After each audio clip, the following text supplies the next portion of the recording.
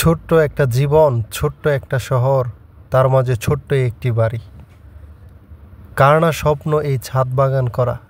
ছোট সময় সবাই চিন্তা করতাম একটা ছোট্ট বাড়ি হবে, ছাদ বাগান করব, ভরপুর ফুল থাকবে, খুবই সুন্দর লাগবে।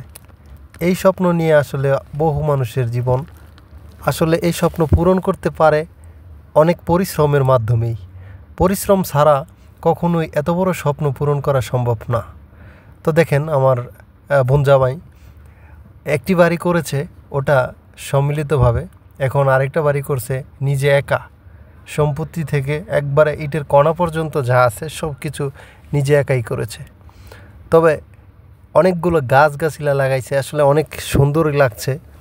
তো আজকে আমরা বলতেছে যে এখান থেকে টমেটো, বেগুন ইত্যাদি যা আছে নিয়ে যাওয়ার জন্য, যে আমি দেশে যখন একবারে আসবো খুব সুন্দর করে এটা পরিপাটি করে রাখবো। আসলে এটাই যে কত মধুর একটা চিন্তা ভাবনা, সেটা আসলে না দেখলে বোঝা যায় না যে একটা মানুষের স্বপ্ন পূরণ হলে তার মনটা কত আনন্দ ফুর্তি ভরপুর থাকে। তো দোয়া করি ভালো থাকুক, সুস্থ থাকুক, সবার স্বপ্ন পূরণ হোক।